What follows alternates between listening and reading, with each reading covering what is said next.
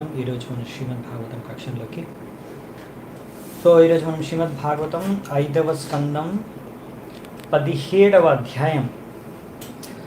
గంగా నది ఎలా అవరోహించింది, ఆ విషయాలు మనం చర్చించుకుందాం అంటే ఈ అధ్యాయంలో. మంగళాచరణ చేసుకుని స్టార్ట్ చేద్దాం. ఓం జ్ఞానతిమిరాంధస్య జ్ఞానాంజనాశలాకయా చక్షురున్మిలితం येन తస్మై శ్రీగురవే నమః. శ్రీచైతన్యమనోభీష్టం స్థాపితం येन భూతలే స్వయం రూపः కదా మహ్యం దదాతి స్వపదాంతికం. వందేహం శ్రీగురూన్ శ్రీయుతాపదకమలం శ్రీగురూన్ వైష్ణవాంశ్చ శ్రీరూపం సాగ్రజాతం సహగణ రఘునాథాన్వితాం తం సజీవం సాద్వైతం సావధూతం పరిజనసహితం కృష్ణ చైతన్యదేవం శ్రీరాధా కృష్ణపాదాన్ సహగణ లలితా శ్రీ విశాఖాన్వితాంశ్చ. నమో ఓం విష్ణుపాదాయ కృష్ణప్రేష్టాయ భూతలే శ్రీమతే భక్తివేదాంత స్వామినితే నామినే. నమస్తే సారస్వతే దేవే గౌరవాణి ప్రచారిణే నిర్విశేష శూన్యవాది పాశ్చాత్యదేశధారిణి. నమో మహావదన్యాయ కృష్ణ ప్రేమ ప్రదాయతే కృష్ణాయ కృష్ణ చైతన్య నామినే గౌరద్విషే నమః. హే కృష్ణ కరుణా సింధు దీనబంధు జగత్పతే గోపేశ గోపికా కాంత రాధాకాంత నమోస్తుతే. తప్తకాంచన గౌరాంగే రాధే వృందావనేశ్వరి వృషభానుసుతే దేవి ప్రణమామి హరిప్రిये. నీలాచల నివాసాయ నిత్యాయ పరమాత్మనే బలభద్ర సుభద్రాభ్యాం జగన్నాథాయ తే నమః. వాంఛాకల్పతరుభ్యశ్చ కృపా సింధుభ్య ఏవ చ పతితానాం పావనేభ్యో వైష్ణవేభ్యో నమో నమః. జయ శ్రీ కృష్ణ చైతన్య ప్రభు నిత్యానంద శ్రీ అద్వైత గదాధర శ్రీవాసాది గౌరభక్తవృంద. హరే కృష్ణ కృష్ణ కృష్ణ హరే హరే హరే రామ రామ రామ హరే హరే. హరే కృష్ణ. 5వ స్కందం 17వ అధ్యాయం మొదటి శ్లోకం. ఇది కూడా పోస్ట్ ఫార్మాట్లో ఉంది వచన రూపంలో. మనం అనువాదం మరియు తాత్పర్యం చర్చించుకుని ముందుకెళ్దాం. శుకదేవ్ గోస్వామి ఇప్పుడు పరీక్షిత్ మహారాజ్కి చెప్తున్నారు.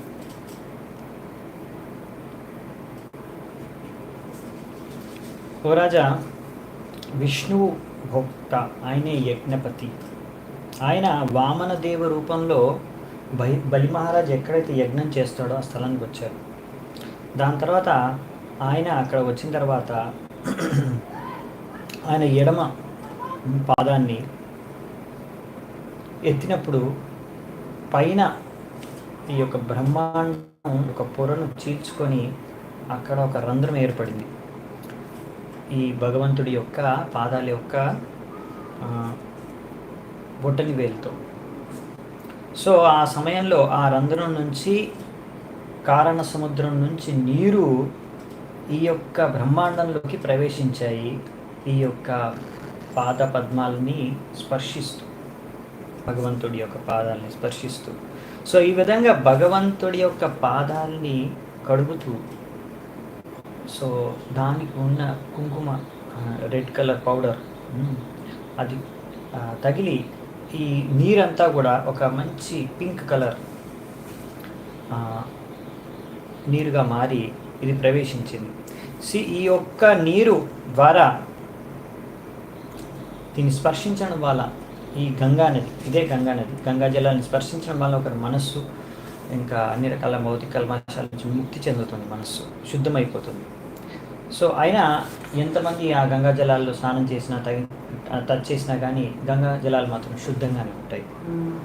ఎందుకంటే గంగా జలం అనేది భగవంతుడి యొక్క పాదపద్మాల్ని డైరెక్ట్గా స్పర్శించింది కనుక. అందుకనే ఈ గంగా నది పేరు వచ్చేసి విష్ణుపది అని కూడా ఒక పేరు ఉంది. దాని తర్వాత ఈ గంగా నదికి ఎన్నో పేర్లు వచ్చాయి. జాహ్నవి, భాగీరథి అని ఇంకా ఎన్నో పేర్లు దానికి వచ్చాయి గంగా నదికి. ఇలా 1000 మిలీనియమ్స్, 1000 మిలీనియంల తర్వాత ఆ గంగా నది ఎక్కడికి వచ్చిందంటే ఆ పొరలోంచి బ్రహ్మాండంలో ప్రవేశించిన తర్వాత అది ధ్రువలోకానికి చేరుకుంది. గంగానది పైనుంచి ధ్రువలోకానికి. సో ధ్రువలోకమే ఈ యొక్క బ్రహ్మాండంలో అన్నిటికన్నా పైన ఉన్న లోకం. సో ఈ ధ్రువలోకానికి చేరుకుంది. అక్కడ అందుకనే ఈ ధ్రువలోకాన్ని కూడా విష్ణు పద అని కూడా అంటారు. ఎక్కడైతే విష్ణు పాదాలు ఉన్నాయని. Situated on lord Vishnu's lotus feet, అంటే విష్ణు పాదాల పైన అది ఉంటుందని. సో ఈ విధంగా ఈ గంగా నదిని అందుకనే పతిత పావని అంటారనమాట. ఇలాంటి అన్ని పాపాలను, ఎంత పతితులైనా వాళ్ళ పాపాన్ని తొలగించేస్తుంది గంగా నది. అందుకనే ఎవరైనా సరే ఇలా గంగా నదిలో స్నానం చేస్తే వారు బహిరంగంగా అన్ని కలుషిత మురికి నుంచి కూడా క్లీన్ అయిపోతారు, రోగాల నుంచి కూడా నయమైపోతారు. అలాగే లోపల నుంచి కూడా చేతన కూడా శుద్ధమైపోతుంది, క్లీన్ అయిపోతుంది అనమాట. ఈ విధంగా ప్రభుపాదులు అందుకే రాస్తున్నారు అనమాట. అంటే లోపల మన మనస్సు శుద్ధమై భగవంతుడికి భక్తి చేసుకునే దానికి అనుకూలంగా మారుతుంది మన మనస్సు. అందుకని మనం చూస్తాము చాలామంది ఋషులు, మునులు, భక్తులు కూడా, మన ఆచార్యులు కూడా చాలామంది గంగా నది ఒడ్డున వచ్చి నివసించడానికి ప్రయత్నించారు. అక్కడ గంగా నది ఒడ్డున ఉండి భజన, కీర్తన, సాధన చేసుకోవడానికి ప్రయత్నించారు. మనం చూసుకోవచ్చు. ఇప్పుడు ఇక్కడ దగ్గరలో ఫులియా ఉంది, అక్కడ హరిదాస్ ఠాకూర్ అక్కడ వచ్చేందుకు సెటిల్ అయ్యారు. ఎందుకంటే దగ్గరలో గంగా నది ఉంది. సో గంగా నది ఒడ్డునే ఉండి అక్కడ ఆయన ప్రతిరోజు 3 లక్షల నామాలు హరినామ జపం చేస్తున్నారు. ఇంకా దగ్గరలోనే అక్కడ నుంచి శాంతిపూర్ కూడా ఏంటంటే గంగా నది ఒడ్డున. అక్కడ అద్వైత ఆచార్య కూడా అక్కడ వచ్చి తన ఇల్లుని ఎందుకు చేసుకున్నాడంటే గంగా నది ఒడ్డున కాబట్టి. సో అలాగా నవద్వీప్లో కూడా, మాయాపూర్లో కూడా చాలామంది ఆచార్యులు, భక్తులు అందరూ వాళ్ళ ఇల్లుల్ని నది ఒడ్డు, గంగా నది ఒడ్డు దగ్గరనే వాళ్ళు నివసించడానికి వాళ్ళు ప్రయత్నించారనమాట. సో ఇలా భక్తులు ఇంకా చాలామంది ముందు కూడా ఋషులు, మునులు, ఆచార్యులు అందరూ కూడా ఇలా గంగా నది ఒడ్డున నివసించి భక్తి చేసుకుంటారు. ఎందుకంటే గంగా నదిలో స్నానం చేయడం, గంగా నదిని చూడడం, గంగా నది యొక్క గాలి స్పర్శించడం, గంగా నదిని స్పర్శించడం, గంగా జలాన్ని తాగడం, దీని ద్వారా ఇది మన భక్తికి చాలా అనుకూలమైన వాతావరణాన్ని, మనస్సుని, చేతనను సృష్టిస్తుంది. సో ఈ విధంగా అన్నమాట. సో నెక్స్ట్ వచ్చేసి ఇప్పుడు ధ్రువ మహారాజు మనకు తెలిసిందే, ఉత్తానపాది యొక్క పుత్రుడు. ఆయన భగవంతుడి యొక్క శుద్ధ భక్తుడు. ఇంకా ఆయన ఎంతో నిష్ఠతో భక్తి చేసుకున్నాడు. సో ఆయనకు తెలుసు గంగానది యొక్క గొప్పతనం. అందుకని గంగానది ఏ జలాలైతే విష్ణువు యొక్క పాదాలని కడిగాయో, ధ్రువ మహారాజు అతను తన యొక్క ధ్రువలోకంలో నివసిస్తున్నాడు. ఈరోజు కూడా ఆయన ఈ గంగా జలాల్ని తన తలపైన ఎంతో భక్తితో, శ్రద్ధతో తన తలపైన పెట్టుకుంటాడు గంగా జలాల్ని. ఎందుకంటే ఆయన ఎప్పుడు కూడా తన హృదయంలో కృష్ణుడి గురించి ఎప్పుడు చింతిస్తూ ఉంటారు. తద్వారా ఆయనకి ఎటువంటి చింత లేదు ఇంకా వేరే. ఇంకా ఆయన ఎప్పుడు అలా భగవంతుడి ధ్యానంలో ఉంటాడు కాబట్టి భగవచ్చేతంతో ఆయన యొక్క సగం మూసుకున్న, సగం తెరుచుకున్న కళ్ళల్లోంచి కన్నీళ్ళు కూడా కారుతూ ఉంటాయి అన్నమాట. ఇవన్నీ అంటే ఒక మహాభాగవత లక్షణాలు అన్నమాట. ఇంకా అలా మొత్తం శరీరం అంతా పులికించిపోయి ఉంటుంది. సో ఇక్కడ ధ్రువ మహారాజు మహాభాగవతుడు కనుక ఇలాంటి మహాభాగవత లక్షణాలు ఇలా ఉంటాయి అన్నమాట. ధ్రువ మహారాజు అలా ఎప్పుడు అంటే కళ్ళల్లోంచి నీళ్ళు కారుతూ ఉంటాయి, శరీరం అంతా పులికించిపోయి ఉంటుంది, ఎప్పుడు భగవచ్చేతంతో నిండి ఉంటాడు, గంగాజలాన్ని తలపైన తీసుకుంటాడు. సో ఎందుకంటే ఆయన గంగాజలం యొక్క గొప్పతనం తెలుసు కనుక. సో ఇలాంటి వారిని మహాభాగవత్ భక్తులు అంటారు. సో మహాభాగవత్ భక్తుల యొక్క లక్షణాలు అన్నమాట ఇవి. సో మనకి శ్రీ చైతన్య మహాప్రభు కూడా ఈ భౌతిక ప్రపంచానికి వచ్చినప్పుడు భగవంతుడు శ్రీ చైతన్య మహాప్రభు రూపంలో ఆయన ఒక మహాభావ్, రాధారాణి ఒక మహాభావ్ తీసుకొని ఒక మహాభాగవత్ భక్తుడి యొక్క చేతన ఎలా ఉంటుందని ఆయన జీవితం ఉదాహరణ ద్వారా వ్యక్తం చేశారు. అందులో ముఖ్యంగా ఆయన ఎప్పుడైతే జగన్నాథ్ పురిలో ఉన్నాడో ముఖ్యంగా లాస్ట్ సంవత్సరాలు, లాస్ట్ ఒక 6 years అలాంటి టైంలో ఆయన సంపూర్ణంగా ఒక కృష్ణుడితో ఒక విరహ భావనలో ఎలా వ్యవహరిస్తారో ఒక వ్యక్తి సంపూర్ణమైన భగవచ్చేతనలో మునిగి విరహ భావనలో. సో ఆయన జగన్నాథ్పురిలో ఆ యొక్క అష్టసాత్విక వికారాలని అన్నింటినీ కూడా ప్రదర్శించాడు అనమాట. మహాభాగవత్ లక్షణాలన్నీ కూడా ఆయన నిజ జీవితంలో ప్రవేశించారు. అక్కడ ఉన్న వాళ్ళందరూ కూడా అవి చూశారనమాట. చైతన్య మహాప్రభు ఈ మహాభాగవత్ లక్షణాలన్నీ ఇలాంటివి. సో ఇవన్నీ కూడా చైతన్య చరితామృతంలో విస్తృతంగా వర్ణించబడ్డాయి. సో అది చర్చించుకున్నప్పుడు చూద్దామండి. సో దీని తర్వాత ఇప్పుడు నెక్స్ట్ ఈ ధ్రువలోకానికి కింద 7 సప్తర్షులు ఉంటారు. సప్తర్షులు మీరు పేరు ఉంటారు, మరీచి, వశిష్ఠ, అత్రి ముని ఇంకా ఇలాంటి వాళ్ళందరూ కూడా సప్తర్షులు, వాళ్ళ లోకాలు ఉంటాయి అక్కడ. సప్తర్షులు ఉండే గ్రహాలు ఉంటాయి అక్కడ ధ్రువలోకం కిందే. సో వాళ్ళు కూడా ఈ గంగా నది యొక్క పవిత్రత గొప్పతనం తెలుసు కాబట్టి ఈ రోజుకి కూడా వాళ్ళు ఆ గంగా జలాల్ని వారి యొక్క జట, వాళ్ళకు జుట్టు జట ఉంది, ఆ జటలో గంగా జలాల్ని పెట్టుకుంటారంట. ఎందుకంటే ఇది అన్నిటికన్నా విలువైన సంపద, ధనం అనే విషయం వాళ్ళు అర్థం చేసుకొని, ఎందుకంటే అన్ని రకాల తపస్సులు చేసిన ఫలితం మనకి గంగా జలాల ద్వారా లభించేస్తుంది తలపైన ధరించి. సో అందుకనే ఈ విధంగా వీళ్ళందరూ కూడా ముఖ్యంగా ఏంటంటే భగవంతుడికి భక్తి చేసుకునే భక్తులు కనుక ఈ విషయాన్ని అర్థం చేసుకున్నారు. అందుకే ధర్మ అర్థ కామ మోక్షాలను వదిలేసి వాళ్ళు ముఖ్యంగా ఈ జ్ఞానులు ఏంటంటే ముఖ్యంగా ఈ మోక్షం అన్నమాట వాళ్ళకి. అదే మోక్షం, ఎలాగైనా భగవంతుడి యొక్క బ్రహ్మజ్యోతిలో విలీనైపోవడం, అదే వాళ్ళ జీవిత లక్ష్యం. కానీ భక్తులు అలా కాదను. భక్తులు ఏంటంటే భగవంతుడి భక్తి సేవ చేసుకోవాలి భక్తి భావనతో. సో ఈ 7 మంది సప్తర్షులు కూడా వీళ్ళు భక్తులు అన్నమాట. సో అందుకని వీరు అలా ఎప్పుడు భక్తి భావనతో ఉంటారు. ఇంకా గంగా జలాన్ని వారి యొక్క జటల పైన ధరించి ఉంటారు. సో అందుకే ఇక్కడ చెప్తున్నారంటే గంగాజలం ఎంత గొప్పదంటే మహాభక్తులు ధ్రువ మహారాజు వంటి వారు, సప్తర్షులు వీళ్ళందరూ కూడా వాళ్ళ నెత్తిపైన తలపైన ఈ గంగా జలాన్ని ధరిస్తారు. ఎప్పుడైతే వీళ్ళందరూ మంచి భక్తులు, మహాభక్తులు. సో అదనమాట ఇక్కడ రాసింది. సో ముఖ్యంగా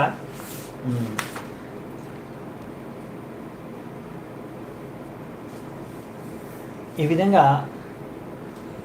ధ్రువలోకం తర్వాత దాని కింద ఉన్న సప్తర్షుల యొక్క లోకాలు అన్నింటినీ శుద్ధపరిచిన తర్వాత గంగానది అక్కడి నుంచి ఇప్పుడు ఆకాశ మార్గంలో ఎలా ప్రయాణిస్తుందంటే దేవతలు కొన్ని కోట్లాది ఆకాశ విమానాల్లో, ఆకాశంలో అంతరిక్షంలో ప్రయాణించే అక్కడ విమానాలు ఉంటాయి. ఆ విమానాల్లో ఈ జలాల్ని, గంగా జలాల్ని ఆకాశ మార్గంలో తీసుకెళ్లారంట. తద్వారా అది నెక్స్ట్ చంద్రలోకానికి, దాని తర్వాత అక్కడి నుంచి బ్రహ్మలోకానికి. ఎక్కడైతే బ్రహ్మలోకం ఎక్కడ ఉంది అంటే బ్రహ్మ ఉండే స్థలం ఎక్కడ, ఇది బ్రహ్మ ఉండే టౌన్షిప్ అనమాట. మేరు పర్వతం పైన మనం చర్చించుకున్నాం కదా, జంబూ ద్వీపంలో మధ్యలో సెంటర్లో మేరు పర్వతం ఉంటుంది. ఆ మేరు పర్వతం పైన సెంటర్లో బ్రహ్మదేవుడి యొక్క టౌన్షిప్ ఉంటుంది, ఆయన ఉండే ఇల్లు. సో అక్కడికి చేరుకుందంట గంగా నది, అంటే మేరు పర్వతం పైకి చేరుకుందంట. సో ఈ గంగా నది అనేది కారణ సముద్రం నుంచి, అక్కడ మన కారణ సముద్రంలో యాక్చువల్లీ కారణ సముద్రమే అది, మన బ్రహ్మాండం యొక్క పొర చీల్చుకొని, అంటే భగవంతుడు అది పొరను చీల్చినప్పుడు బ్రహ్మాండాన్ని అక్కడి నుంచి ప్రవేశించి విష్ణు అంటే వామన దేవుడి యొక్క పాదాలని కడిగి అక్కడి నుంచి ధ్రువలోకానికి వచ్చి, ధ్రువలోకం తర్వాత దాని కింద ఉన్న సప్తర్షి లోకాలకు వచ్చి, అక్కడి నుంచి ఎన్నో ఆకాశ మార్గాన్న ఎన్నో కోట్లాది ఆకాశ విమానాల దేవతలు దాన్ని తీసుకొని చంద్రుడి దగ్గరికి వచ్చారు. ఆ చంద్రుడి నుంచి, చంద్రగ్రహాన్ని నుంచి ఇప్పుడు మేరు పర్వతం పైన ఉన్న బ్రహ్మదేవుడి యొక్క చోటు దగ్గరికి తీసుకొచ్చారు. అంటే జలాలు, ఈ గంగా నది వచ్చింది. ఇదే మేరు పర్వతం లేకపోతే సుమేరు పర్వతం అంటాము. ఈ విధంగా గంగా జలాలు ఫైనల్గా ఏంటంటే అక్కడ నుంచి మెల్లిమెల్లిగా హిమాలయాల వరకు వచ్చి, అక్కడ హిమాలయాల నుంచి మన భారతదేశానికి వస్తాయి. సో తద్వారా భారతదేశాన్ని కూడా శుద్ధపరుస్తాయి, భారతదేశ భూమిని కూడా. సో అది ఇక్కడ ఇచ్చారనమాట. సో ఇక్కడ మనకు అర్థమయ్యేది ఏంటంటే ఆకాశ మార్గాన్ని అక్కడ దేవతలు ఉపయోగిస్తారు విమానాలు. అవి ఇలా ఒక గ్రహం నుంచి ఇంకో గ్రహానికి గంగా జలాన్ని తీసుకెళ్ళాయి. సో ఇలాంటి విమానాలు ఇంకా మన సైంటిస్టులు కనుక్కోలేకపోయారు అనమాట ఇప్పటివరకు. ఎన్నోసార్లు ప్రయత్నిస్తుంటారు వేరే గ్రహం పైన వెళ్ళడానికి, కానీ చాలాసార్లు విఫలమైపోతూ ఉంటారు. ఇంకా చాలాసార్లు సమస్యలు ఎదుర్కొంటూ ఉంటారు. ఇంకా పవర్ షార్టేజు, ఎర్త్ పైన భూమి మీద పవర్ కూడా లేదు, కరెంట్ ప్రాబ్లం, ఇలా చాలా ప్రాబ్లమ్స్, పవర్ షార్టేజ్ ఉన్నాయి. సో మన వాళ్ళు ఏంటంటే చాలా ట్రై చేస్తున్నారు, కానీ ఇప్పటివరకు సాధించలేకపోయారు ఇవన్నీ కూడా. అందుకనే ఇక్కడ ప్రభుపాల్ గారు చెప్తాను అనమాట. సో అప్పుడు మనం అర్థం చేసుకోవచ్చు ఇక్కడ దేవతా లోకాల్లో ఎలాంటివి ఉన్నాయి, వాళ్ళ దగ్గర వాళ్ళు ఎంత అడ్వాన్స్ అనే విషయం అర్థం చేసుకోవచ్చు. ఎందుకంటే మనకు చాలా అహంకారం కదా, మనం చైన్స్ చాలా అహంకారం కదా, బాగా మనం అడ్వాన్స్ అయిపోయామనేసి. సో మనం చూసుకోవచ్చు ఇక్కడ మనకు శాస్త్రాలు చదివితే అర్థమైపోతుంది అనమాట మనం ఎంత బ్యాక్వర్డ్ ఉన్నామనేది. అసలు ఎంత వెనకబడి ఉన్నామనే విషయం భౌతికంగా కూడా చాలా వెనకబడి ఉన్నాం. ఆధ్యాత్మికంగా ఎలాగో వెనకబడి ఉన్నాం, కానీ భౌతికంగా కూడా చాలా అహంకారం కదా జనాలకి. ఇవాళ రేపు వాళ్ళకి ఎంతో అడ్వాన్స్మెంట్ చేసింది సైన్స్ అని. సో అందుకే ప్రభుపాల్ గారు ఇక్కడ చెప్తున్నారు అనమాట, ఇంకా చాలా వెనకబడి ఉన్నాం మనం. దేవతల దగ్గర ఉన్నట్టు ఇటువంటి విమానాలు మన దగ్గర ఇంకా లేవు, అవునా? సో ఇప్పుడు మేరు పర్వతం పైన గంగా నది పడ్డ తర్వాత అక్కడి నుంచి ఇప్పుడు 4 దిశలలో ఇది ప్రయాణిస్తుందన్నమాట. తూర్పు, పడమర, ఉత్తరం, దక్షిణం. సో ఇప్పుడు పైనుంచి పడింది కదా, ఇప్పుడు ఆ మేరు పర్వతం నుంచి 4 డైరెక్షన్స్లో ట్రావెల్ చేస్తుంది అనమాట. 4 దిక్కుల నుంచి ప్రయాణిస్తుంది. సో అవి 4 దిక్కుల నుంచి ప్రయాణించినప్పుడు ఇదే గంగకి 4 పేర్లు వచ్చేస్తాయి అనమాట. సీత, అలకనంద, చక్షు, ఇంకా భద్ర. సో ఇవి 4 సైడ్ల నుంచి ప్రవహిస్తూ ఫైనల్గా వెళ్ళేసి సముద్రంలో కలుస్తుంది, అవునా? ఈ సముద్రంలో కలుస్తుంది. సో 4 సైడ్ల నుంచి ఎలా ప్రయాణిస్తుంది, ఏ వర్షాలు, ఇప్పుడు మొత్తం కింది ఉండే ఏంటి, భూమండలం కదా. ఇప్పుడు భూమండలం మీదకి వచ్చిందనమాట. సో బ్రహ్మాండం పొరను చీల్చుకున్న గంగ ఇప్పుడు భూమండలం వరకు ఎలా చేరుకుందని, ఇప్పుడు భూమండలం నుంచి భూమి మీదకి ఎలా వచ్చిందో కూడా చెప్తారు. సో 4 దిక్కుల నుంచి ఇప్పుడు బేసికల్లీ ఇక్కడ భూమండలంలో మొత్తం ఎన్ని ద్వీపాలు ఉన్నాయి, అందులో ముఖ్యంగా ఇప్పుడు జంబూ ద్వీపం, మధ్యలో జంబూ ద్వీపం, 7 ద్వీపాల్లో మధ్యలో జంబూ ద్వీపం. జంబూ ద్వీపంలో 9 వర్షాలు ఉన్నాయి, అందులో ఒకటి భారతవర్ష. సో ఈ 9 వర్షాలకి ఎలా ఇప్పుడు గంగా నది అనేది ప్రవహిస్తుంది అనే విషయం ఇప్పుడు మనం చర్చించుకుంటాం అనమాట. సో ఇప్పుడు సీత అనే ఒకటి ప్రవహిస్తుంది కదా, అది బ్రహ్మపురి నుంచి, మేరు పర్వతం పైన ఉన్న బ్రహ్మపురి నుంచి అది అక్కడి నుంచి కేశరాచల పర్వతాల మీద నుంచి అవి కూడా మేరు పర్వతం సమానంగా హైట్ ఉంటాయి కదా, అక్కడి నుంచి ఆ మౌంటైన్ నుంచి అక్కడి నుంచి మళ్ళీ కేశరాచల పర్వతం నుంచి గంధమాదన పర్వతం వైపు వెళ్తుంది. దాని నుంచి అక్కడి నుంచి భద్రాశ్వ అనే వర్ష, ఆ వర్షలోకి ఆ నీరు వెళ్తుందన్నమాట. సీత అనే ఒక గంగా నది ఒక ధార. సో అక్కడికి వెళ్తుంది. Finally it reaches salt water in the west. ఇది పడమర వైపు అనమాట. పడమర వైపు సాల్ట్ వాటర్, ఓషన్ అంటే సాల్ట్ వాటర్. ఇప్పుడు మన జంబూ ద్వీపం చుట్టూ సాల్ట్ వాటర్ ఓషన్ ఉండేది, జంబూ ద్వీపం చుట్టూ ఉప్పు నీటి సముద్రం ఉండేది, అవునా? సో ఈ ఉప్పు నీటి సముద్రం ఉంటుంది. సో ఇప్పుడు ఇక్కడ చెప్పేది ఏంటంటే అలా భద్రాశ్వ నుంచి ఇప్పుడు పడమర వైపు ఉన్న ఉప్పు నీటి సముద్రంలో కలిసిపోతుంది. అంటే ఇది వెస్ట్ సైడ్ లైన్ అనమాట. సో 4 దిక్కులు వెళ్తుంది కదా గంగా, ఇది వెస్ట్ది సీత. సో నెక్స్ట్ వచ్చేసి ఇంకోటి చక్షు అనేది ఇప్పుడు మేరు పర్వతం నుంచి మాల్యవాన్ పర్వతం పైకి వెళ్తుంది. మాల్యవాన్ పర్వతం నుంచి కేతుమాల వర్షానికి వెళ్తుంది. కేతుమాల వర్ష, ఇది కూడా ఒక వర్ష. అక్కడ నుంచి అది మళ్ళీ ఇది కూడా సముద్రం, ఉప్పునీటి సముద్రంలో పడమర వైపు కలిసిపోతుందంట చక్షు. దాని తర్వాత నెక్స్ట్ వచ్చేసి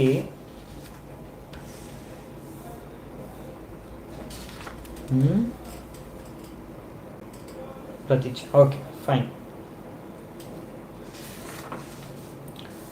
ఇంకొకటి భద్ర అనే గంగా యొక్క నది, భద్ర అనే పేరుతో ఉన్న గంగా మేరు పర్వతం యొక్క ఉత్తరం వైపు నుంచి ప్రయాణిస్తుందంట. ఉత్తరం వైపు నుంచి ప్రయాణించి ఆ గంగా నది కుముద పర్వతం పై నుంచి, నీల పర్వతం పై నుంచి, శ్వేత పర్వతం పై నుంచి, శృంగవాన్ పర్వతం పై నుంచి అన్నిటి నుంచి ప్రవహిస్తూ అది కురు వర్ష, అక్కడ ఉన్న నేలపైన అంతా కూడా నుంచి ప్రవహిస్తూ ఆ గంగా నది ఉత్తరం వైపు ఉన్న ఉప్పు నీటి సముద్రంలో కలిసిపోతుందంట.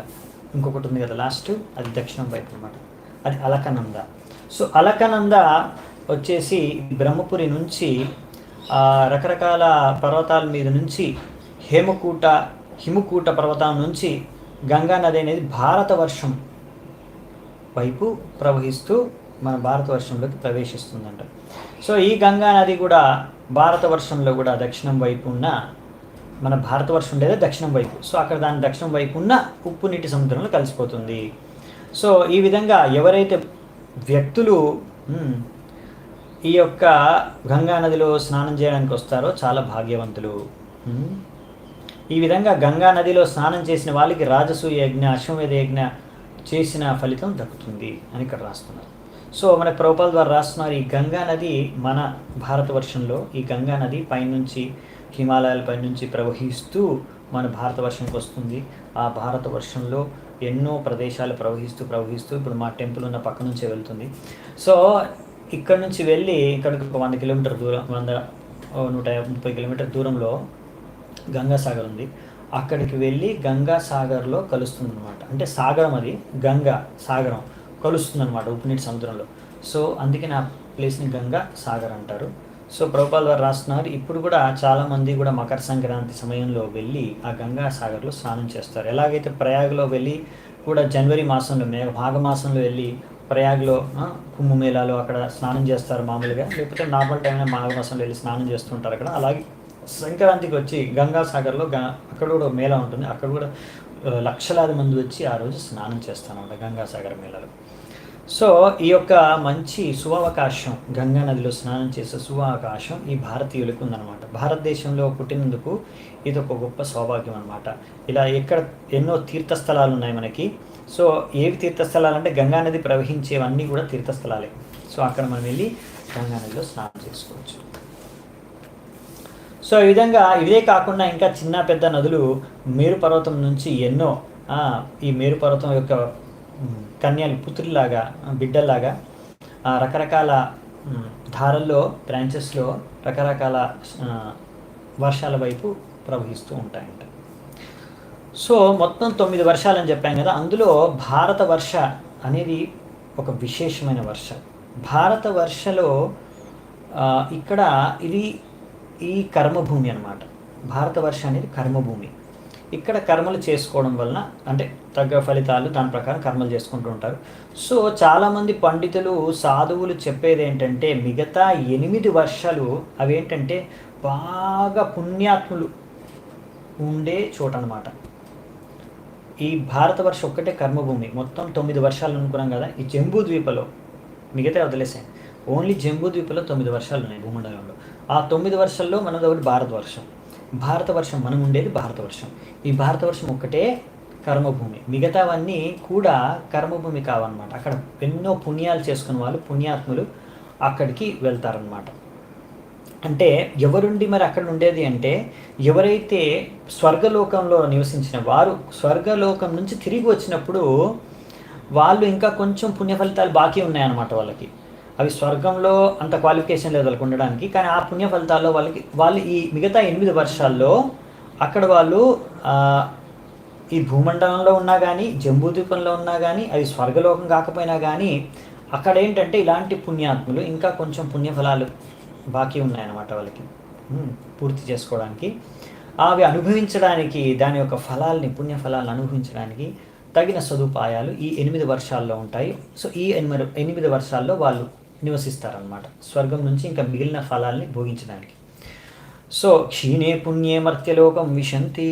సో పుణ్యాలు తగ్గిపోయినప్పుడు ఎలాగో మర్త్యలోకానికి వస్తాము, కానీ అందులో కూడా ఇంకా మన పుణ్యాలు బాకీ ఉంటే అప్పుడు ఇలా వేరే వర్షాల్లో ఉంటాయి. అదేంటంటే అందులో వర్షంకి భారత వర్షానికి తేడా ఏంటంటే, ఇప్పుడు అందులో స్వర్గలోకంలో ఉన్నటువంటి ఎన్నో కొన్ని సదుపాయాలు అక్కడ ఉంటాయన్నమాట. మన సువిధలు ఉంటాయి భౌతికంగా.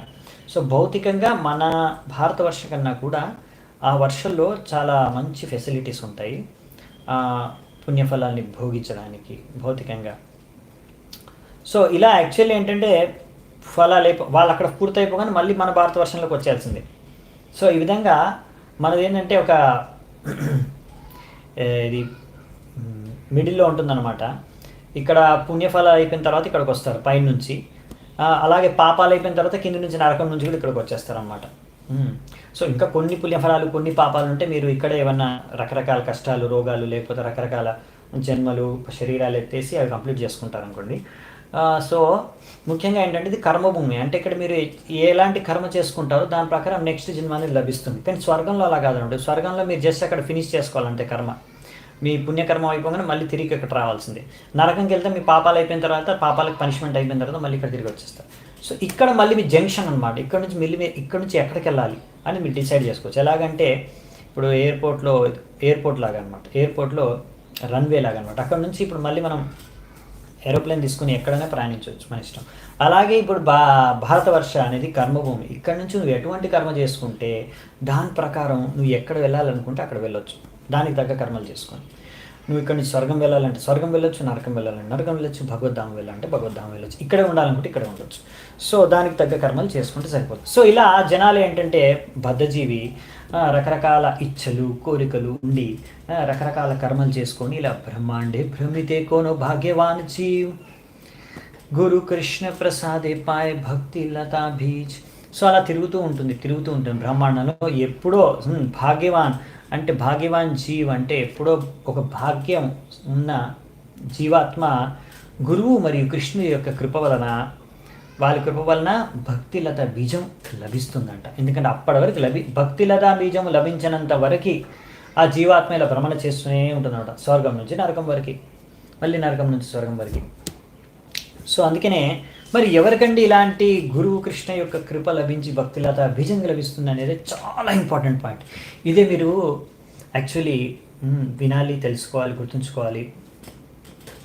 Those who are sincerely seeking the favor of Krishna come into the contact with a guru, a bona fide representative of Krishna. ఇది చాలా ఇంపార్టెంట్ పాయింట్. ఎవరికి భగవంతుడు గురువు యొక్క కృప లభిస్తుంది? ఎవరికి లభిస్తుంది? ఎవరైతే నిజంగా నేను కృష్ణుడి యొక్క నాకు కృప కావాలి, నేను కృష్ణుడి ఎంతో భగవంతుడి దగ్గరికి వెళ్ళాలి, లేకుంటే భగవంతుడికి భక్తి చేసుకోవాలి, లేకుంటే నాకు ఆ సరైన జీవితం యొక్క ఉద్దేశం ఏంటో తెలుసుకోవాలని మనం సరైన నిజాయితీతో సరైన ప్రార్థన చేసుకుంటాము భగవంతుడికి. మనం ఇలాంటి చేతన మనకు వచ్చినప్పుడు, మనకి ఇలాంటి కోరిక కలిగి ఉన్నప్పుడు, అన్ని కోరికతోనే మీరు ఏది కోరుకుంటే భగవంతుడు అదే సప్లై చేస్తారు. ఏ యథామా ప్రపద్యంతే. సో భగవంతుడు గీతలు అప్పుడే చెప్పారు, మీరు ఎలా కోరుకుంటే అలాగే నేను ఆదాన ప్రదానం చేస్తాను. సో మీరు నన్ను కోరుకున్నారు, నా దగ్గరికి ఎలా రావాలని కోరుకున్నారు అనుకోండి, మీకు మార్గం చూపిస్తాను. అప్పుడు సరైన గురువుని మీ దగ్గర పంపిస్తాను, లేకపోతే మిమ్మల్ని సరైన గురువు దగ్గర పంపించేస్తాను. సో అప్పుడు గురువు ఏం చేస్తాడు? కృష్ణ భక్తి యొక్క బీజాన్ని మీ యొక్క హృదయంలో నాటేస్తారు.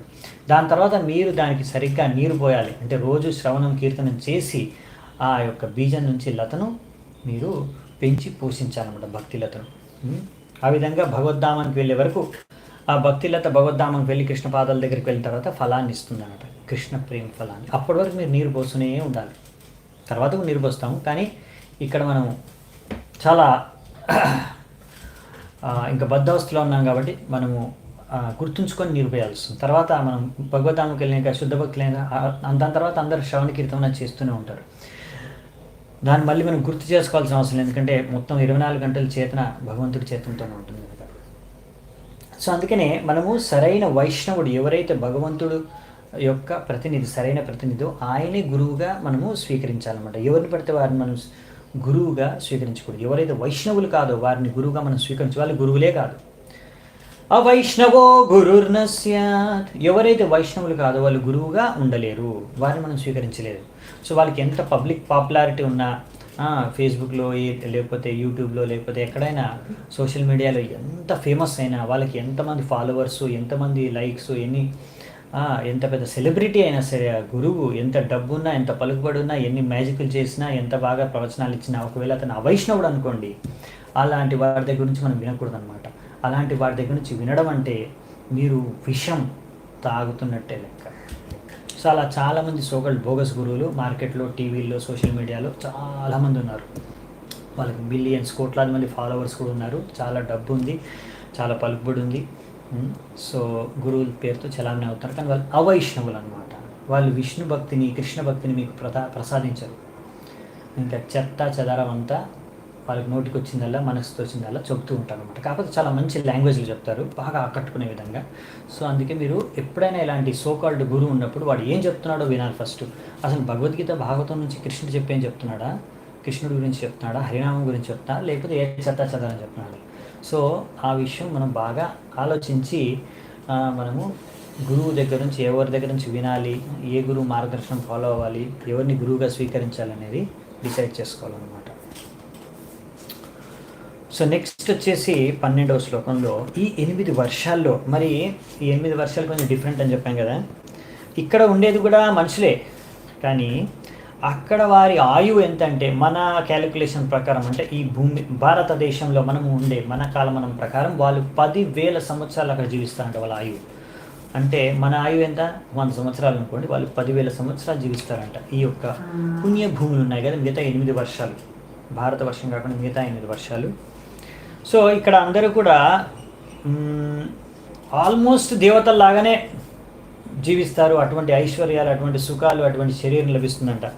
వారి యొక్క ఒక్కొక్క శరీరం 10,000 ఏనుగుల బలం ఉందంట.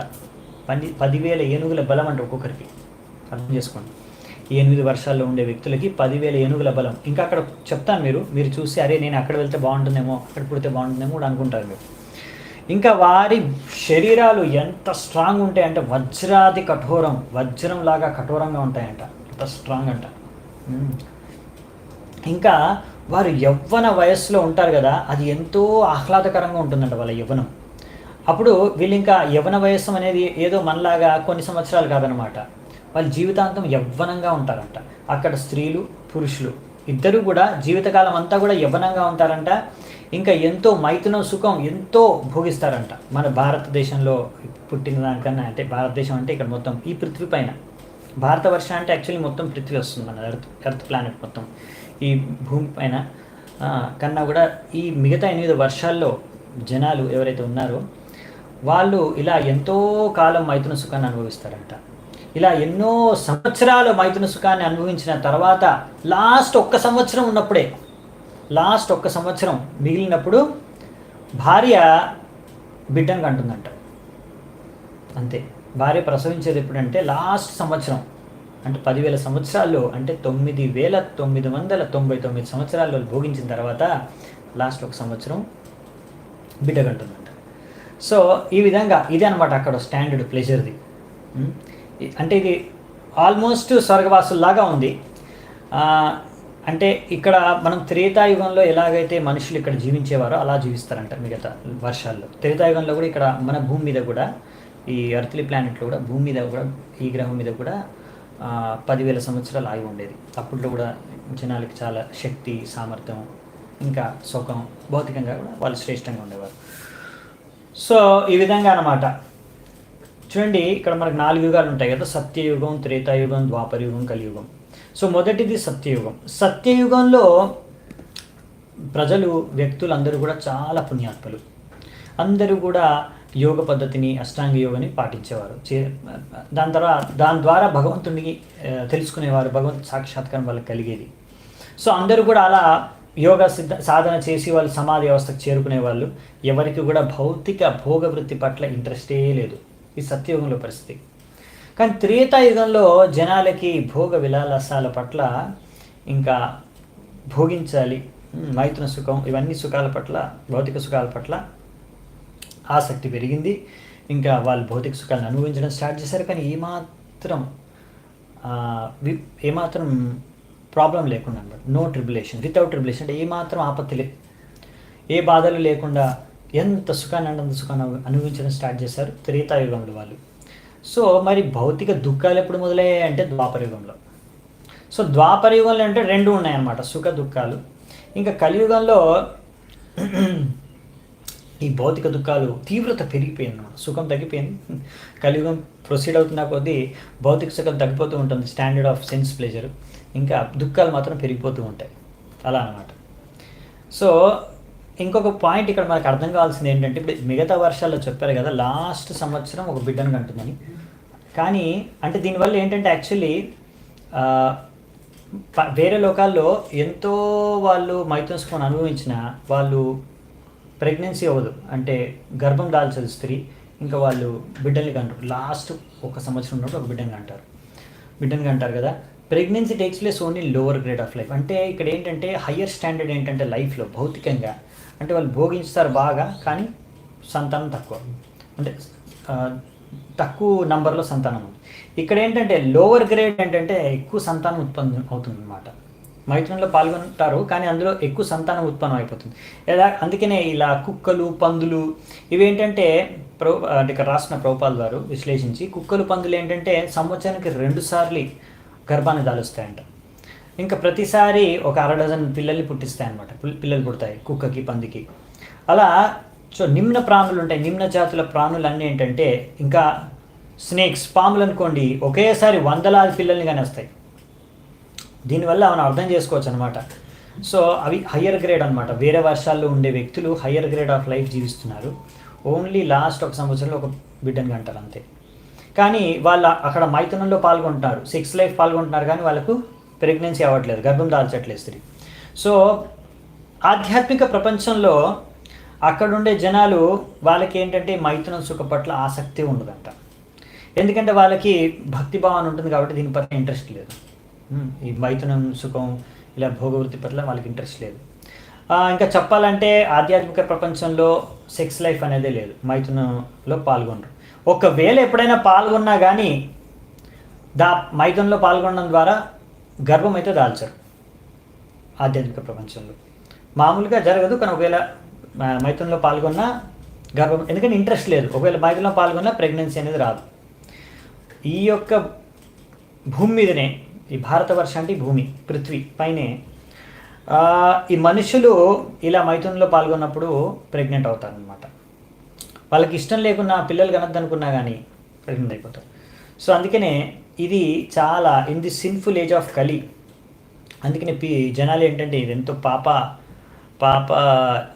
పాపాత్ములు పుట్టే ఈ యుగం, కలియుగంలో జనాలందరూ కూడా అందుకే కడుపులో బిడ్డను కూడా చంపేస్తారనమాట. ఇలాంటి చేష్టలకు కూడా దిగజారుతారు. దీనివల్ల వాళ్ళకి ఇంకా ఎన్నో పాపాలు, ఇంకా ఇది పెద్ద పాపం, దీనివల్ల ఇంకా ఎన్నో కష్టాలు వాళ్ళు కొని తెచ్చుకుంటున్నారు. ఇవి చాలా పాపకర్మం, కడుపులో ఉన్న బిడ్డను చంపేయడం. సో దీని ద్వారా వాళ్ళకి ఎన్నో రకాల భౌతిక కష్టాలు వాళ్ళు కొని తెచ్చుకుంటున్నారు అనమాట. అందుకే రకరకాల కష్టాలు ఉన్నాయి కలియుగంలో ప్రజలకని చెప్తున్నారు. నెక్స్ట్ వచ్చేసి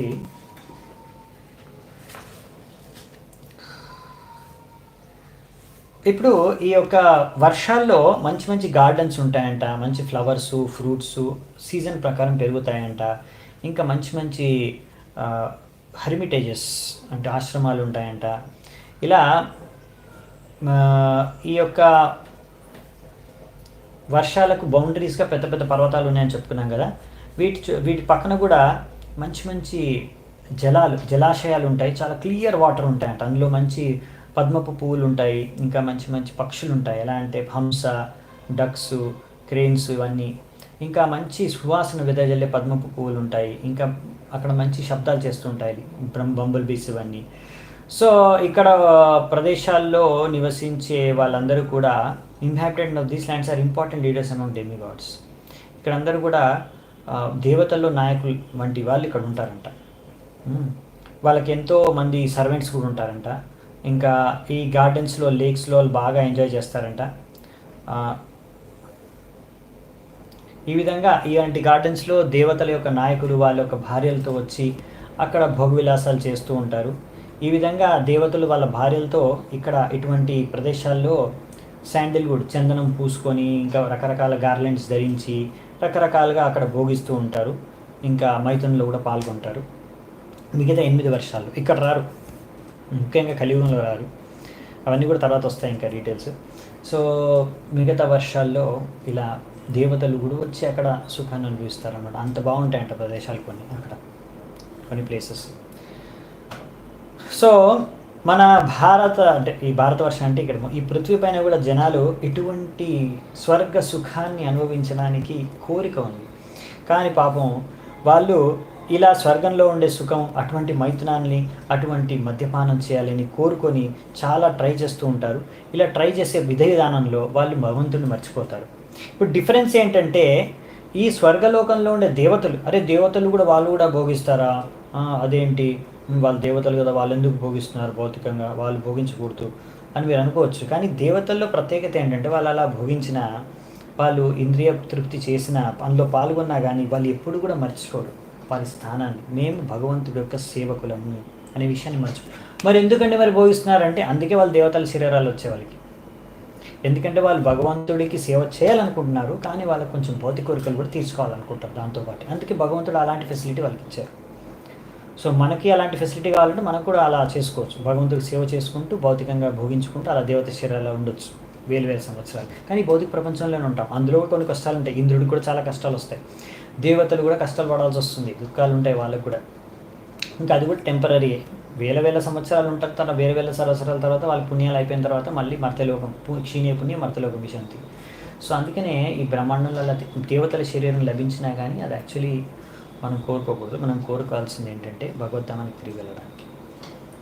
సో అందుకేనమాట మన యాస్పిరేషన్ దేవతల్లాగా అవ్వాలని కాదు. మన యాస్పిరేషన్ ఏంటంటే మనం కోరుకోవాల్సింది అన్యాభిలాషిత శూన్యం జ్ఞాన కర్మాద్యనావృతం ఆనుకూల్యేన కృష్ణానం శీలనం భక్తిరుత్తమ.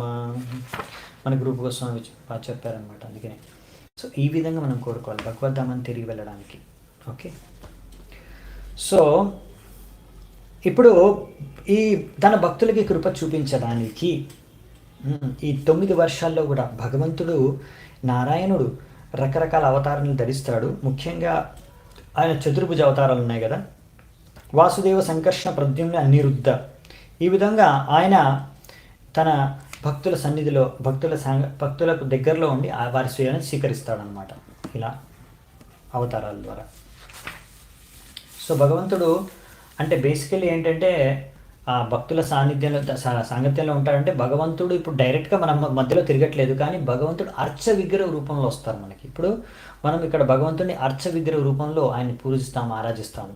సో అర్చ విగ్రహం రూపంలో మనం భగవంతుడిని ఆరాధించడం కూడా అదంతా కూడా భగవంతుడిని ఆరాధించడం, స్వయంగా ఆరాధించడంతోనే సమానం. అర్చ విగ్రహానికి భగవంతుడికి ఏమాత్రం వ్యత్యాసం లేదన్నమాట, ఏమాత్రం తేడా లేదు. సో ఆ విషయాన్ని ఇక్కడ రాశారు ప్రభుపాల్ వారు. సో సుఖదేవ్ గోస్వామి పాద చెప్తున్నారన్నమాట, ఈ యొక్క భూమి పైన ఇన్ ద ట్రాక్, ఏ భూమి అంటే ఇలావృత వర్ష. ఇప్పుడు కొన్ని వర్షాల గురించి చెప్తున్నారు చూడండి, ఇలావృత వర్ష గురించి చెప్తున్నారు. ఈ ఇలావృత వర్షలో ఎవరు ఉంటారు? శివుడు ఉంటాడు. శివుడు ఉండే ప్లేస్ అనమాట ఇది. అక్కడ శివుడు ఒక్కడే మగ పురుషుడు అనమాట, మిగతా వాళ్ళందరూ ఆడవాళ్ళే, అక్కడ ఆడజీవులే. సో దుర్గాదేవి ఇంకా అక్కడ ఎవ్వరూ ఇంకా వేరే ఏ ఇతర పురుషుడు ప్రవేశించకుండా అక్కడ సిస్టమ్ పెట్టిందనమాట. ఒకవేళ ఎవరైనా మగ పురుషుడు, మగ వ్యక్తి అక్కడ ఇలావృత వర్షానికి ప్రవేశిస్తే దుర్గాదేవి ఆయన్ని ఆడమనిషిలాగా మార్చేస్తుందంట. సో ఈ విషయం గురించి నీకు తర్వాత చెప్తాను నేను అని సుఖదేవ్ గోస్వామి చెప్తున్నారు పరీక్షిత్ మహారాజ్కి. ఎందుకంటే దీనికి సంబంధించిన ఒక స్టోరీ వస్తుంది, అది 9వ స్కందంలో వస్తుంది భాగవతంలో, అప్పుడు మనము చర్చించుకుందామంట. ఓకేనా? సో ఈ ఇలావ్రత వర్షంలో శివుడిని మొత్తం 10 బిలియన్ మేడ్ సర్వెంట్స్, అసిస్టెంట్లు అంటే దుర్గాదేవి యొక్క దాసులు, వీళ్ళు 10 మిలియన్ దాసులు ఇక్కడ దుర్గాదేవికి అసిస్ట్ చేసే వాళ్ళందరూ కూడా శివుడికి సేవ చేస్తారంట. ఈ విధంగా అక్కడ ఈ 4 క్వాడ్రపుల్ ఎక్స్పాన్షన్ కదా, చతుర్వ్యూహ అవతారాల్లో వసుదేవ, ప్రద్యుమ్న, అనిరుద్ధ, సంకర్షణని ఎవరైతే ఈ యొక్క భౌతిక సృష్టి యొక్క వినాశనానికి కారకుడు, ఆయన ఇక్కడ శివుడి చేత పూజింపబడతాడు. శివుడు ఈ విషయాన్ని తెలుసుకొని, ఎందుకంటే శివుడు కూడా ఆయన కూడా తమో గుణాన్ని నియంత్రిస్తాడు. సో ఆయన కూడా తమో గుణానికి గుణావతారం శివుడు. ఇంకా శివుడు కూడా వినాశనం అంటే మొత్తం ప్రళయం వచ్చేటప్పుడు ఆయన ప్రళయం చేస్తాడు కాబట్టి మొత్తం సృష్టిని వినాశనంలో ఆయన పాల్గొంటాడు కనుక ఈ సంకర్షణ కూడా అదే అనమాట. సో అందుకే ఆయన సంకర్షణని పూజిస్తాడు. ఆయన ఎల్లప్పుడూ కూడా మంత్ర జపం చేస్తూ ఉంటూ ధ్యానం చేస్తూ, ఎవరి మీద ధ్యానం చేస్తున్నాడు అంటే సంకర్షణుడి మీద ధ్యానం చేస్తూ ఉంటాడంట. ఇంకా ఒక మంత్రం కూడా జపిస్తాడంట. ఏ మంత్రం జపిస్తాడో నెక్స్ట్ ఇచ్చారు, చూద్దామా. సో ఈ విధంగా శివుడు, సంకర్షణుడు వీళ్ళిద్దరూ కూడా యాక్చువల్లీ చిన్మయ స్థలంలోనే ఉంటారు. వాళ్ళేమీ భౌతిక తమోగుణంలో ఉండిన వాళ్ళు కాదు. కానీ వారేంటంటే ఇప్పుడు ఇక్కడ డెస్ట్రక్షన్ అనేది తమోగుణం యొక్క కార్యం, వినాశనం అనేది తమోగుణ కార్యాన్ని, సో తమోగుణాన్ని నియంత్రిస్తారు కనుక వాళ్ళని తామసి అని కూడా అన్నారు. కానీ వాళ్ళు తమోగుణంలో లేరు, తమోగుణాన్ని నియంత్రిస్తారనమాట. సో ఇప్పుడు శివుడు జపించే మంత్రం ఏంటంటే శ్రీ భగవానువాచ ఓం నమో భగవతే మహాపురుషాయ సర్వగుణ సంఖ్యానయానయాత్వాయ వ్యక్తాయ నమ ఇతి. సంఖ్యానయానంతాయ వ్యక్తాయ నామ ఇతి. శ్రీ భగవానువాచ ఓం నమో భగవతే మహాపురుషాయ సర్వగుణ సంఖ్యానాయానంతాయ వ్యక్తాయ నమ ఇతి. సో ఇలా శివుడు పూజిస్తాడంట సంకర్షణుడిని. ఏమని? ఓ సంకర్షణ, భగవంతుడి యొక్క అవతారము, నీకు నేను నా ప్రణామాలు అర్పిస్తున్నాను. ఎందుకంటే నువ్వు అన్ని చిన్మయ గుణాలు, దివ్యగుణాల సంపన్నుడివి, మరియు నువ్వు అనంతం. ఇంకా నువ్వు ఎప్పుడు కూడా అభక్తులకి సాక్షాత్కారం అవ్వు అని.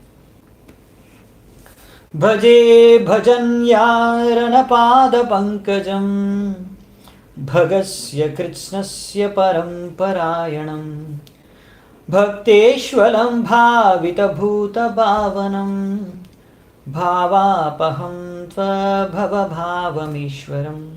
సో ఇది 18వ శ్లోకం. శివుడు ఇంకేం ప్రార్థిస్తున్నాడు? ఓ భగవంతుడా, మీరు పూజనీయులు, ఎందుకంటే మీరు పరమేశ్వరు భగవంతుడు, మీకే అన్య షడైశ్వర్యాలు కలిగిన వాడివి.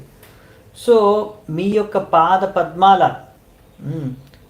సంరక్షణ ఒక్కటే కోరుకునేది మీ భక్తులందరూ. మీరు వివిధ అవతారాలు ధరించి వాళ్ళందరినీ సంతుష్టిపరుస్తారు మీ భక్తుల్ని. అలా మీరు ఈ భౌతిక బంధనాల నుంచి కూడా మీ భక్తుల్ని రక్షిస్తారు.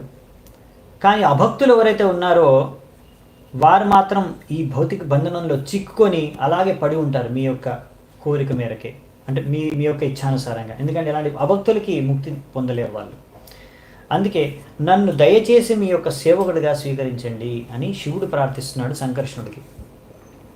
నయస్య మాయా గుణచిత్త వృత్తిభిర్ నిరీక్ష్యతో హ్యన్వపి దృష్టిరజ్యతే ఈశేయతానోజితమన్యురంహసాం కస్తం న మన్యేత జిగీషురాత్మనః.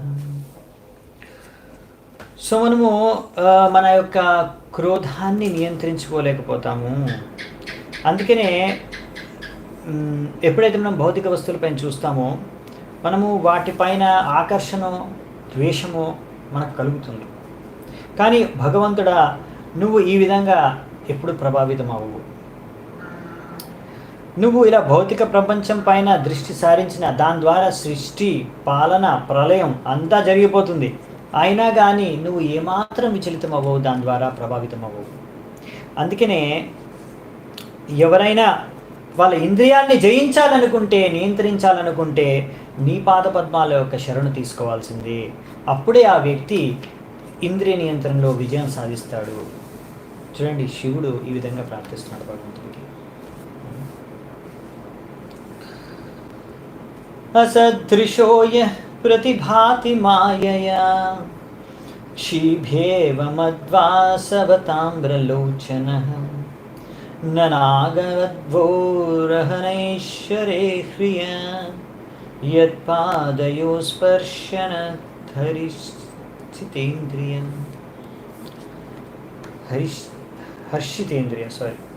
యత్పాదయో స్పర్శన హర్షితేంద్రియం. ఎవరైతే సరైన దృష్టి లేదో, అశుద్ధమైన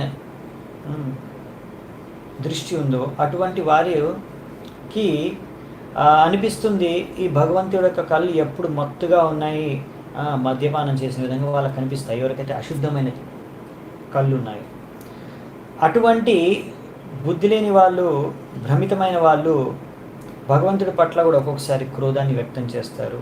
ఇలా భగవంతుడి పైనే క్రోధించుకోవడం కారణంగా వారికి భగవంతుడు కూడా వారిపైన క్రోధం ప్రదర్శిస్తున్నట్టుగా వాళ్ళకి కనిపిస్తుంది. వాళ్ళు భయపడిపోతారు.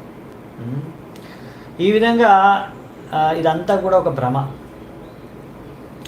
When the wives of serpent demon, ఎప్పుడైతే ఈ యొక్క సర్పెంట్ డీమన్ యొక్క భార్యలు, నాగపత్నిలు, వారు భగవంతుడి యొక్క పాద స్పర్శ ద్వారా వాళ్ళు విచలితమై వాళ్ళు సిగ్గుతో ఇంకా ముందుకి భగవంతుడికి వెళ్ళి ఆరాధించుకోలేకపోయారు. కానీ భగవంతుడు మాత్రం వాళ్ళని స్పర్శించిన ఏమాత్రం విచలితం అవ్వలేదు. ఎందుకంటే ఆయన అన్ని సమయాల్లో కూడా ఆయన సమాన దృష్టితో అందరినీ చూస్తాడు. అందుకనే ఎవరు ఆ భగవంతుడిని ఆరాధించకుండా ఊరుకుంటారు?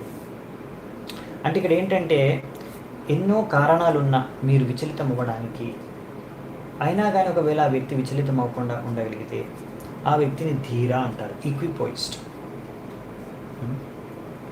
సో ఈ విధంగా భగవంతుడు ఎప్పుడు కూడా ఆయన చిన్మయ స్థలంలో ఉంటాడు కాబట్టి ఇలాంటి ఏ భౌతిక విషయాలు, వస్తువులు, స్పర్శ ద్వారా కూడా ఆయన విచలితం అవ్వడు. సో ప్రహ్లాద్ మహారాజు ఒక ఉదాహరణ ఇస్తున్నారు ఇక్కడ ప్రభుపాల్ వారు. ఆయన కూడా ధీర. ఎందుకంటే హిరణ్యకశిపు అతన్ని చంపడానికి ప్రయత్నించినా కానీ ఆయన ఏమాత్రం భయపడలేదు, విచలితం అవ్వలేదు. అలాగే తర్వాత నరసింహదేవ్ వచ్చి ఆ హిరణ్యకశిపుని చంపేసినా కానీ ప్రహ్లాదుడు ఏమాత్రం విచలితం అవ్వలేదు. ఆయన కామ్ అండ్ క్వైట్గా అలాగే ఉన్నాడు అనమాట. అవునా? బ్రహ్మదేవుడు కూడా భయపడిపోయాడు కానీ ప్రహ్లాద్ మహారాజు భయపడలేదు.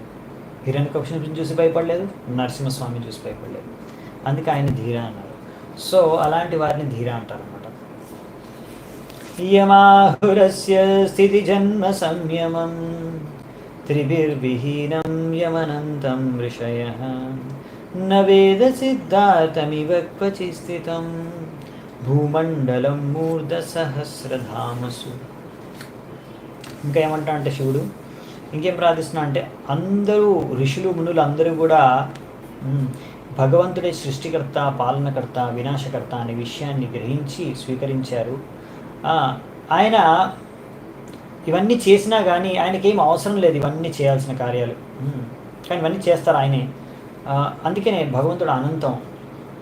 ఆల్తో is actually is nothing to do with this activities. అలా ఆయన కార్యాలు ఎన్నో చేస్తూ ఉంటారు, అనంతం. అలా భగవంతుడు శేష అవతారంలో ఆయన కొన్ని అంటే అన్ని బ్రహ్మాండాలు, అనంతకోటి బ్రహ్మాండాల్ని ఆయన యొక్క పడగ పైన ఆయన ఉంచుకుంటాడు. ఒక్కొక్క పడగ పైన ఒక్కొక్క బ్రహ్మాండం ఉంటుంది.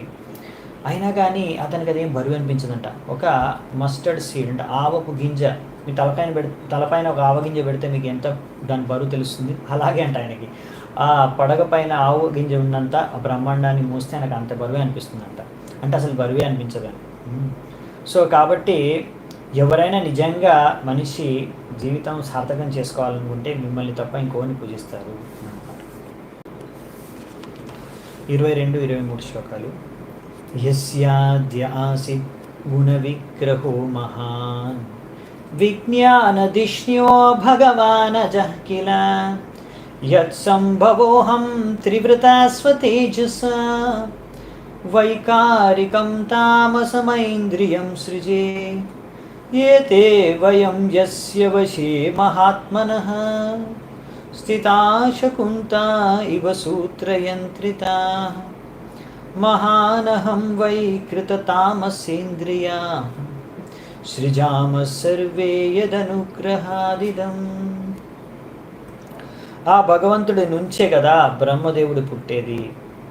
ఆ బ్రహ్మదేవుడు నుంచే కదా whose body is made up of total metal energy. బ్రహ్మదేవుడు అంతా మహత్తత్వం నుంచి శరీరం తయారవుతుంది. ఆ బ్రహ్మదేవుడు మొత్తం ఆయన బుద్ధితో, ఆయన బుద్ధి ఉంది, ఆయన మొత్తం బుద్ధి, మన్బుద్ధి అహంకారంలో బుద్ధి మొత్తం ఇంటెలిజెన్స్ అంతా కూడా ఆయనలో ఉంది. ఆయన ముఖ్యంగా ఈ యొక్క రజోగుణానికి ప్రతినిధి. ఈ బ్రహ్మదేవుడు నుంచే నేను కూడా పుట్టాను, అహంకారం యొక్క ప్రతినిధిగా. రుద్ర, ఇలా నా ఒక శక్తితో నేను ఎంతోమంది దేవతల్ని సృష్టిస్తాను. 5 పంచమహాభూతాలని, ఇంద్రియాలని. సో అందుకే నేను మిమ్మల్ని ఎప్పుడూ ఆరాధిస్తూ ఉంటాను. ఎందుకంటే మీరు మా అందరికన్నా కూడా గొప్పవాళ్ళు. బ్రహ్మ, శివుడు అంటే నేను, నా బ్రహ్మ కన్నా మీరు గొప్పవాళ్ళు. ఇంకా మీ కంట్రోల్లోనే మేము, మిగతా దేవతలందరూ, ఈ భౌతిక పదార్థాలు, పంచమహాభూతాలు, ఇంద్రియాలు అన్నీ కూడా మీ నియంత్రణలో ఉన్నాయి. ఎలాగైతే ఒక పక్షిని ఒక వ్యక్తి తాడుతో నియంత్రిస్తాడు కట్టేసి, ఈ భగవంతుడు మీ కృప వల్లనే సృష్టి, పాలన, ప్రళయం, ఈ భౌతిక ప్రపంచం యొక్క సృష్టి, పాలన, ప్రళయం అన్నీ జరుగుతున్నాయి. అందుకే నేనే మీకు నా దండోత్ప్రణామాలు అర్పించుకుంటున్నానని శివుడు ప్రార్థించుకుంటున్నారు. ఓకే, ఒకసారి ఇలా గద్దెల్ని, వల్చర్స్ని ఈ విధంగా తాడుతో కట్టి వాటిని కంట్రోల్ చేస్తారంట. సో ఇక్కడ ఆ ఉదాహరణ చెప్తున్నాడు శివుడు. మీరు అలా అందరినీ కంట్రోల్, మీ నియంత్రణలోనే ఉన్నారు. అందరూ మీ నియంత్రణలోనే ఉన్నారు. మీ ఆదేశాలను సనగానే అందరూ పనిచేస్తున్నారు. ఇక లాస్ట్ శ్లోకం మీరు వచ్చి ఈ అధ్యాయానికి. యన్నిర్మితాం కర్హ్యపి కర్మ పర్వణీం మాయాంజనోయం గుణసర్గమోహితః న వేద నిస్తారణ యోగమంజస తస్మై నమస్తే విలయోదయాత్మనే. ఈ విధంగా శివుడు తన యొక్క ప్రార్థన ముగిస్తున్నాడు. ఏమంటున్నారంటే శివుడు, the illusory energy of the lord, మీ యొక్క మోహమాయ శక్తి ఏదైతే ఉందో అది అందరి బద్ధజీవుల్ని బందీ చేసేసి ఈ భౌతిక ప్రపంచంలో పడేస్తుంది. అందుకనే మీ యొక్క కృప కనుక దొరకలేదనుకోండి, మాలాంటి వాళ్ళు ఈ యొక్క బంధంలో, ఈ భౌతిక బంధంలో, ఈ మోహమాయ ప్రపంచంలో మునిగిపోతారు. అందుకనే నేను మీకు నా ప్రణామాలను అర్పించుకుంటున్నాను, ఎవరైతే సృష్టి మరియు ప్రళయానికి కారకులు. సో ఈ భౌతిక ఈ భౌతిక ప్రపంచం, ఇంకా ఈ ప్రకృతి, ఇంకా భగవంతుడి యొక్క ఈ మాయ మహామాయ, ఇది భగవంతుడు అంటాడు, అది నా శక్తి. దైవిహేష గుణమయీ మమ మాయ దురత్యయ మామేవయే ప్రపద్యంతే మాయామి తాం తరంతితే. అందుకనే ఇక్కడ చెప్తున్నాడు శివుడు, మీ కృప లేకపోతే ఈ మాయ నుంచి మేము బయటపడలేము. అదే భగవంతుడు గీతలో చెప్పింది, ఇది మా మాయ, నా మాయను దాటి వెళ్ళడం అంత సులువు కాదు, చాలా కష్టం. కానీ మీరు ఎంతో ఈజీగా నా మాయను దాటి వెళ్ళగలరు ఒకవేళ మీరు నాకు శరణాగతులు అవుతాయి. అదే ఫార్ములా అనమాట. భగవంతుడికి శరణాగతులు అయితేనే మనము ఈ మాయ నుంచి బయటపడగలం, ఈ మోహ మాయ నుంచి బయటపడగలం, లేకపోతే లేదనమాట. సో ఈ మొత్తం ప్రకృతి మాయ కూడా మయధ్యక్షేణ ప్రకృతి శూయతే సచరాచరం.